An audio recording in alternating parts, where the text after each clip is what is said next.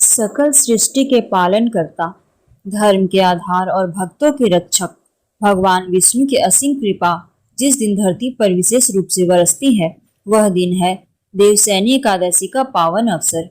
इस दिन संपूर्ण ब्रह्मांड की गति को नियंत्रित करने वाले भगवान विष्णु योग निद्रा में प्रवेश करते हैं और 4 मास तक क्षीर सागर में विश्राम करते हैं। इन्हीं 4 महीनों को चातुर्मास कहा जाता है। देवसैनी एकादशी व्रत का महत्व अनंत है। इसे रखने मात्र से जन्म जन्मांतर के पाप कट जाते हैं, दरिद्रता और दुख दूर होते हैं और जीवन में सुख, सौभाग्य तथा मोक्ष की प्राप्ति होती है। इस दिन एकादशी का वर्णन स्वयं श्री हरि ने धर्मराज युधिष्ठिर से किया था। आज हम सुनने जा रहे हैं उसी दिव्य व्रत की महिमा, उसकी पौराणिक कथा और व्रत विधि का संपूर्ण वर्णन, जिससे आपके जीवन में भी श्री हरि की कृपा बनी रहे। तो आइए आरंभ करते हैं देवसैनी एकादशी व्रत कथा का यह पावन श्रवण। देवसैनी एकादशी का महत्व। ब्रह्मवैवर्त पुराण में देवसैनी एकादशी के विशेष महात्म्य का वर्णन किया गया है। इस व्रत से प्राणी की समस्त मनोकामनाएं पूर्ण होती हैं। यह एकादशी आषाढ़ मास के कृष्ण पक्ष की एकादशी, जिसे योगिनी एकादशी कहते हैं। योगिनी एकादशी के बाद यह एकादशी आती है। आषाढ़ मास के शुक्ल पक्ष की एकादशी को ही देवसैनी एकादशी कहा जाता है। इसी एकादशी से चातुर्मास का आरंभ माना जाता है। इस अवधि में शुभ कार्य जैसे विवाह आदि नहीं किया जाता। मान्यता है कि इस दिन से भगवान श्री हरि विष्णु क्षीर सागर में शयन करते हैं और फिर 4 माह बाद उन्हें उठाया जाता है। उसी दिन को देवोत्थानी एकादशी कहा जाता है। इस बीच के अंतराल को ही चातुर्मास कहा गया है। देवसैनी एकादशी को देवसैनी, महा एकादशी, थोली एकादशी, हरि देवसैनी, पद्मनाभा सैनी तथा प्रबोधिनी एकादशी भी कहा जाता है। देवसैनी एकादशी व्रत कथा। धर्मराज युधिष्ठिर ने कहा, हे केशव, आषाढ़ शुक्ल एकादशी का क्या नाम है? इस व्रत के करने की विधि क्या है और किस देवता का पूजन किया जाता है? श्री कृष्ण कहने लगे कि हे युधिष्ठिर, जिस कथा को ब्रह्मा जी ने नारद जी से कहा था, वही मैं तुमसे कहता हूँ। एक बार देवर्षि नारद जी ने ब्रह्मा जी से इस एकादशी के विषय में जानने की उत्सुकता प्रकट की। तब ब्रह्मा जी ने उन्हें बताया, सतयुग में माधानता नामक एक चक्रवर्ती सम्राट राज्य करते थे। उनके राज्य में प्रजा बहुत सुखी थी, किंतु भविष्य में क्या हो जाए यह कोई नहीं जानता। अतः वे भी इस बात से अनभिज्ञ थे कि उनके राज्य में शीघ्र ही भयंकर अकाल पड़ने वाला है। उनके राज्य में पूरे 3 वर्ष तक वर्षा न होने के कारण भयंकर अकाल पड़ा। इस अकाल से चारों ओर त्राही त्राही मच गई। धर्म पक्ष के यज्ञ, हवन, पिंडदान, कथाव्रत आदि में कमी हो गई। जब मुसीबत पड़ी हो तो धार्मिक कार्यों में प्राणी की रुचि कहाँ रह जाती है। प्रजा ने राजा के पास जाकर अपनी वेदना की दुहाई दी।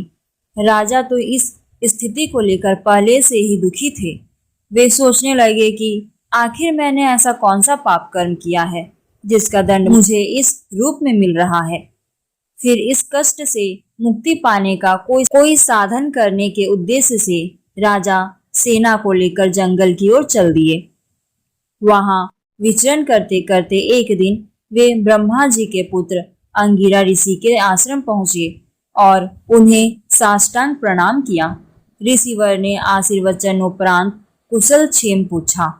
फिर जंगल में विचरने व अपने आश्रम में आने का प्रयोजन जानना चाहा। तब राजा ने हाथ जोड़कर कहा, महात्मन, सभी प्रकार से धर्म का पालन करता हुआ भी मैं अपने राज्य में दुर्भिक्ष का दृश्य देख रहा हूँ।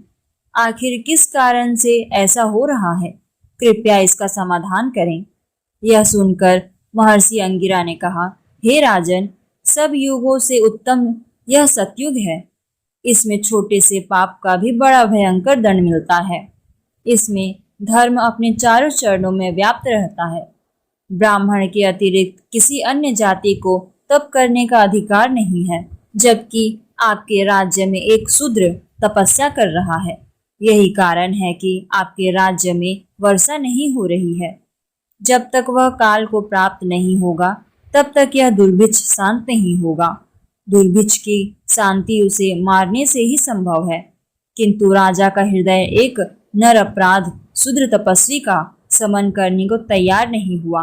उन्होंने कहा, हे देव, मैं उस निरपराध को मार दूं, यह बात मेरा मन स्वीकार नहीं कर रहा है।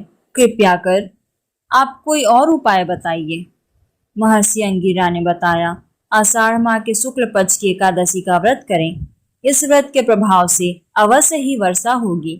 राजा अपने राज्य की राजधानी लौट आए और चारों वर्णों सहित पद्मा एकादशी का विधि पूर्वक व्रत किया। व्रत के प्रभाव से उनके राज्य में मूसलाधार वर्षा हुई और पूरा राज्य धन धान्य से परिपूर्ण हो गया। ब्रह्मवैवर्त पुराण में देवसैनी एकादशी के विशेष महात्म्य का वर्णन किया गया है। इस व्रत से प्राणी की समस्त मनोकामनाएं पूर्ण होती हैं। इस प्रकार देवसैनी एकादशी की यह दिव्य कथा हमें सिखाती है कि सच्चे हृदय से किया गया व्रत भक्ति और भगवान विष्णु का स्मरण ही जीवन का परम साधन है। इस व्रत के प्रभाव से मनुष्य अपने समस्त पापों से मुक्त होकर पुण्य फल का भागी बनता है और अंत में श्री हरि के परम धाम को प्राप्त करता है। 4 मासों तक भगवान विष्णु क्षीर सागर में योग निद्रा में लीन रहते हैं और इस अवधि में जो भी भक्त नियम, संयम, व्रत और भक्ति का पालन करता है उसके जीवन में सुख, शांति, वैभव और मोक्ष का मार्ग स्वतः प्रशस्त होता है।